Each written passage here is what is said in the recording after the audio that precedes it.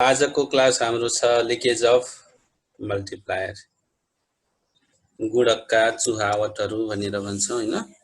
अब यो मल्टिप्लायरको कन्सेप्ट सामान्यतया के हो भने हामी जति एमाउन्टले इन्भेस्टमेन्ट गर्छौं त्यसबाट प्रतिफल कति आउँछ त, कति गुणा बराबरले हाम्रो प्रतिफलमा वृद्धि हुन जान्छ, त्यसैलाई सामान्यतया हामीले मल्टिप्लायर भनेर भन्यौं।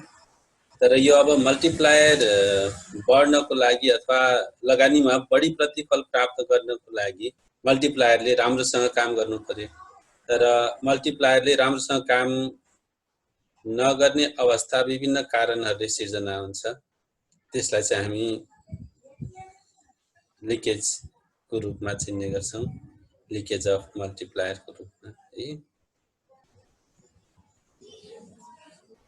लिकेज अफ मल्टिप्लायर गुणकका चुहावटहरू र सबैभन्दा अगाडि what is the leakage of multiplier, यसको अर्थलाई बुझौं है। गुणकको अर्थ, चुहावटको अर्थ वास्तवमा के हो त भने factors that decreases the value of multiplier, हैन, जसले गुणकको मानलाई कम गर्छ, त्यसैलाई हामीले चुहावट अथवा लिकेज भनेर भन्छौं। ती तत्त्वहरू जसको कारणले हामी लगानीमा वृद्धि गरे पनि उपभोगमा त्यति वृद्धि हुन सकेन भने यसको अर्थ एमपीसी को मात्रा बढ्न सकेन, मार्जिनल प्रोपेन्सिटी टु कन्जम्सन एमपीसी को मात्रा बढ्न सकेन भने मल्टिप्लायरले सही तरिकाले काम गरेको छ भनेर भन्न सकिदैन।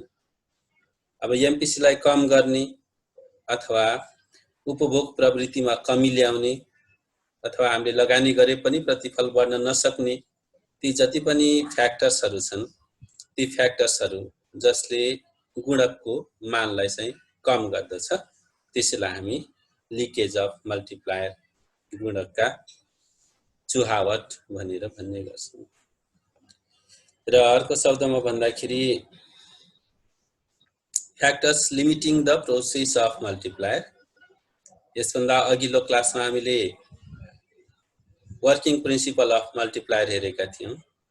कसरी काम गर्छ त मल्टिप्लायरले, कसरी मल्टिपल हुँदै जान्छ हाम्रो इन्भेस्टमेन्ट, कसरी हैन डबल ट्रिपल हुँदै जान्छ। तर यो जुन उसको सिद्धान्त छ, गुणकको सिद्धान्त अथवा यसको जुन प्रक्रिया छ लगानीमा प्रतिफल उत्पन्न गराउने, त्यसलाई कम गर्ने तत्त्वहरू, factors limiting the process of multiplier, गुणकको प्रक्रियालाई कम गर्ने, सीमित बनाउने ती सम्पूर्ण तत्त्वहरूलाई हामी लिकेज अफ मल्टिप्लायर अथवा गुणकका चुहावट भनेर यसरी बुझ्न सक्छौं। र यो effect of multiplier is reduced, गुणकको प्रभाव चाहिँ कम हुन्छ। कारण के त, due to leakage in income flow. Income flow आम्दानीको प्रवाहमा यदि चुहावट हुन गयो भने अनि गुणकको जुन प्रभाव छ यो चाहिँ कम हुन जान्छ। भन्नुको अर्थ हाम्रो इन्कम फ्लो जुन छ, आम्दानीको प्रवाह, यसमा विभिन्न कारणले कमी आयो भने, चुहावट हुन गयो भने, लिकेज हुन गयो भने मल्टिप्लायरले सही तरिकाले काम गर्न सक्दैन। गुणकले हामी इन्भेस्टमेन्ट गरिसकेपछि जति प्रतिफल दिनुपर्ने हो त्यो प्रतिफल यसले चाहिँ दिन सक्दैन। So, due to the leakage of national income does not increase fully. राष्ट्रिय आम्दानीमा किन वृद्धि हुन सक्दैन त भन्दा यही लिकेजको कारणले, गुणकको यो प्रभावमा कमी आयो भने अनि यसले सही तरिकाले काम गर्न सक्दैन। र यी सबैको पछाडी इन्कम फ्लोमा चाहिँ लिकेज हुन्छ, विभिन्न कारणले लिकेज हुन जान्छ। आम्दानीको प्रवाह सही तरिकाले अगाडि बढ्न सकेन भने अनि यो लिकेजको कारणले चाहिँ मल्टिप्लायरको इफेक्ट पनि के हुन्छ त, कम हुन जान्छ। So leakage in various firms are the leakage of multiplier. विभिन्न स्वरूपमा भएका तीनै चुहावटहरूलाई हामीले लिकेज अफ मल्टिप्लायर, गुणकको चाहिँ चुहावट भनेर भन्न सक्छौं। अब ती लिकेजहरू के छन् त, आज हामी ती सम्पूर्ण लिकेजहरूको बारेमा चर्चा गर्छौं। मेन लिकेज अफ मल्टिप्लायर, सबैभन्दा अगाडि हामी सेभिङलाई लिन सक्छौं, बचत। हैन। बचतमा वृद्धि हुनु भनेको उपभोगमा कमी आउनु हो। बचत वृद्धि भयो भने उपभोगमा कमी आउँछ र उपभोगमा कमी आउनु भनेको हाम्रो अब जति हाम्रो आम्दानीमा वृद्धि हुन्छ त्यही अनुरूप हाम्रो खर्च हुन सकेन भने आम्दानीमा पनि के भयो त यो प्रवाहमा चाहिँ के हुने भयो कमी देखा पर्ने भयो। त्यो कारणले जति धेरै मात्रामा सेभिङ बढ्दै जान्छ मल्टिप्लायरको इफेक्ट पनि त्यही अनुरूप कम हुँदै जान्छ। Saving so whole part of the increment in income is not used in consumption since marginal propensity to consume is less than unity। हामीलाई के पनि थाहा छ भने एमपीसी सधैँभरि 1 भन्दा कम हुन्छ। यो एमपीसी 1 भन्दा कम किन हुन्छ त बचतको कारणले नै हुन्छ। मार्जिनल प्रोपेन्सिटी टु सेभ जनताहरूको बचत गर्ने जुन प्रवृत्ति छ यो प्रवृत्ति चाहिँ बढ्न गयो भने बचतमा वृद्धि हुनु भनेको के हो त मल्टिप्लायरको इफेक्टमा चाहिँ कमी आउनु हो है। बचतमा वृद्धि गर्नु भनेको उपभोगमा कटौती गर्नु हो। उपभोगमा कटौती गरेपछि एमपीसी हाम्रो के हुन्छ कम हुन्छ। एमपीसी कम भयो भने मल्टिप्लायर पनि के हुन्छ कम हुन्छ। अर्को लिकेज डेट क्यान्सलेसन अथवा ऋणको भुक्तानी। हाम्रो आम्दानीमा जुन वृद्धि भएको छ यो वृद्धि भएको आम्दानी हामी ऋणको भुक्तानीमा लगाउँछौँ भने यसले पनि हाम्रो उपभोगमा कमी ल्याउँछ। यो कारणले ऋणको भुक्तानीलाई पनि हामी के भन्छौँ त प्रमुख एउटा लिकेजको रूपमा लिन सक्छौँ। So if part of the increased income is used to pay back the loan then that part of income won't have any kind of effect on consumption and this will take the process of multiplier. Okay? Part of increased income is used to pay back the loan। हाम्रो जुन बढेको आम्दानी छ त्यो हामी ऋण तिर्नको लागि खर्च गर्यौं भने त्यो आम्दानीले हाम्रो फेरि प्रभाव सिर्जना गर्न सक्दैन उपभोगमा। यसको अर्थ चाहिँ के त प्रोसेस अफ मल्टिप्लायर फेरि डिस्टर्ब हुन्छ, फेरि त्यसमा चाहिँ कन्ट्रोल हुन्छ अथवा यसले सही तरिकाले काम गर्न सक्दैन। बढेको जति आम्दानी यदि हामी सबै खर्च गर्ने अथवा उपभोग गर्ने भइदिएको भए एमपीसी को मान पनि बढ्ने थियो, लगानीको प्रतिफल पनि बढ्ने थियो। तर यदि ऋणको भुक्तानी गर्न थाल्यौं भने पहिले लिएका ऋणको भुक्तानी गर्न थाल्यौं भने अब हाम्रो उपभोगमा कटौती गर्नुपर्ने हुन्छ। उपभोगमा कटौती गर्नु भनेको एमपीसी को मानमा कमी आउनु हो। एमपीसी मा कमी आयो भने मल्टिप्लायरले राम्रोसँग काम गर्न सक्दैन अथवा हामीले सोचे अनुरूप प्रतिफल हामीले प्राप्त गर्न सक्दैन। त्यही भएर ऋणको भुक्तानी अर्को एउटा लिकेजको रूपमा रहेको छ। So as a result the size of multiplier will be small due to the debt cancellation।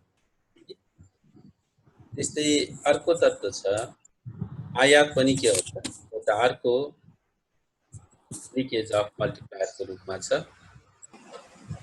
हाम्रो वृद्धि भएको आम्दानी यदि विदेशबाट आउने ती गुड्सहरूको लागि खर्च गर्छौं भने विदेशमा निर्मित वस्तुहरू अथवा हामी आयातमा खर्च गर्छौं भने हाम्रो नेशनल प्रोडक्सन को कन्जम्सनमा चाहिँ कुनै पनि यसले प्रभाव पार्न सक्दैन अथवा हाम्रो देशमा जे जति उत्पादन हुन्छ त्यसमाथि हामीले खर्च नगरेर विदेशी वस्तुहरूमाथि खर्च गर्न गयौं भने अनि हाम्रो लगानीको प्रतिफल पनि हामीले प्राप्त गर्न सक्दैनौं अथवा एमपीसी को प्रभाव यसमा चाहिँ नेगेटिभ देखिन जान्छ। So this will decrease the value of multiplier। Consumption of foreign goods decreases the value of multiplier। विदेशी वस्तुहरूको हामीले जति उपभोग गर्छौं अथवा आयातमा जति हामी खर्च गर्छौं त्यसले गुणकको मानमा कमी ल्याउने गर्दछ। त्यही भएर हामी सुन्ने गर्छौं हैन बेला बखत हामी आयातलाई सकेसम्म कम गर्नुपर्छ, निर्यातलाई बढाउनु पर्छ भन्नुको अर्थ पनि त्यही हो। त्यसपछि अर्को छ इन्फ्लेसन मुद्रास्फीति। इन्फ्लेसन भन्ने बित्तिकै हामी के बुझ्छौं त generally too much money chasing too few goods हैन। पैसा चाहिँ धेरै छ हामीसँग, धेरै पैसाले थोरै मात्रै वस्तु खरिद गर्न हामी गइरहेका छौं। सामान्य मूल्य स्तरमा नै वृद्धि भइरहेको छ भने यो कन्डिसन हाम्रो के हो त इन्फ्लेसन हो So increase in the price of the consumption good of the consumers means the expenditure on those goods will increase in the price of consumption goods हाम्रो उपभोग्य वस्तुहरूको मूल्यमा वृद्धि भयो भने ती वस्तुहरूमाथि हाम्रो खर्च चाहिँ बढ्दै जान्छ इन्फ्लेसन भयो भने हामी धेरै हाम्रो आम्दानीबाट थोरै मात्रै उपभोग गर्न सक्छौं So inflation is the real consumption of the people.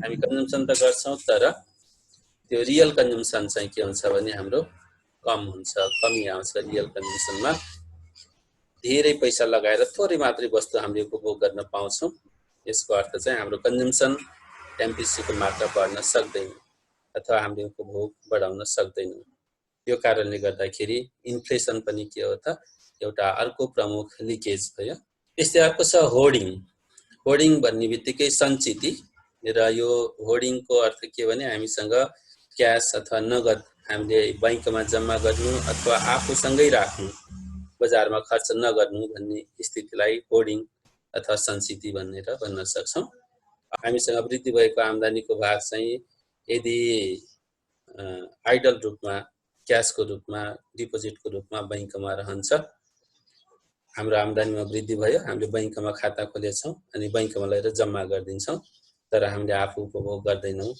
सञ्चिति गर्दै गर्दै जान्छौं एकुमुलेट गर्दै गर्दै जान्छौं हामीसँग भएको आम्दानीलाई यो कन्डिसनले पनि उपभोगमा के गर्छ त कमी ल्याउँछ जब हामी आफूसँग भएको आम्दानीलाई खर्च नगरेर बचत गर्न थाल्छौं अथवा सञ्चित गर्न थाल्छौं यसले अटोमेटिकली कन्जम्सनमा चाहिँ के गर्छ त कमी ल्याउन थाल्छ यसको अर्थ एमपीसी फेरि कम हुन जान्छ यो कारणले होर्डिङ पनि के हो त एउटा लिकेजको रूपमा रहेको छ this again decreases a part of income from being spent on consumption यसले फेरि हाम्रो आम्दानीको त्यो भागलाई खर्च हुनबाट चाहिँ के गर्छ त बचाउँछ अथवा कम गर्दछ यो कारणले गर्दाखेरि जति जति हाम्रो उपभोगमा कमी ल्याउने सम्पूर्ण तत्त्वहरू छन् चाहे त्यो बचतको रूपमा होस् अथवा सञ्चितिको रूपमा होस् यी सबैले मल्टिप्लायर अथवा गुणकको प्रभावलाई चाहिँ कम गर्न थाल्छन् अर्को लिकेज पुराना शेयर तथा प्रतिभूतिहरूको खरिद हुन्छ पुरानो शेयरहरुमा जनरली मान्छेले के भन्छन् भने हामीले मैले शेयरमा लगानी लगाएको छु भनेर भन्छन् actually that is not investment है शेयर खरिद गरेको छु भन्न चाहिँ मिल्छ शेयरमा लगानी लगाएको छु भन्न चाहिँ मिल्दैन है अनि यसलाई हामी चाहिँ के भन्छौं भने शेयरहरुको खरिद भनेर भन्छौं खरिद हुन्छ बिक्री हुन्छ स्वामित्व मात्रै परिवर्तन हुन्छ त्यो थप इन्भेस्टमेन्ट थप लगानी चाहिँ त्यो होइन त्यसर्थ यसले हाम्रो उपभोगमा वृद्धि गर्न सक्दैन जब उपभोगमा वृद्धि हुँदैन तब मल्टिप्लायरको इफेक्ट पनि के हुन्छ त कम हुन जान्छ है so as people start purchasing old stock and securities जब मानिसहरूले पुराना ती सुरक्षण पत्रहरू प्रतिभूति पत्रहरू अथवा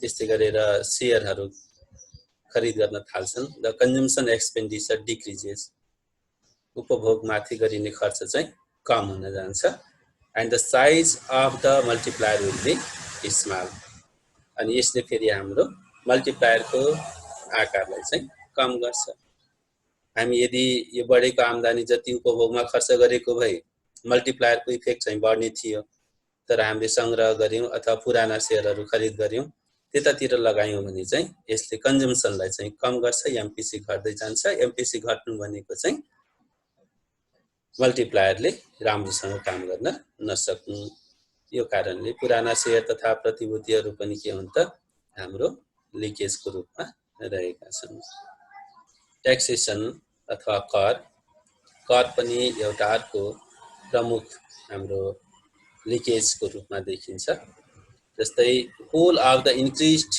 income is not spent on consumption कारण के त हाम्रो आम्दानीको सबै भाग हामीले खर्च गर्न सक्दैनौं because a part of it is used to pay off the enhanced tax liability सरकारले हामीले जुन कर लगाएको छ करको जुन हाम्रो दायित्व छ यो दायित्व पूरा गर्नको लागि हामीले के गर्छौं कर तिर्छौं र यो कर तिर्दाखेरि हाम्रो आम्दानीको सम्पूर्ण भाग हाम्रो उपभोगमा खर्च हुन सक्दैन।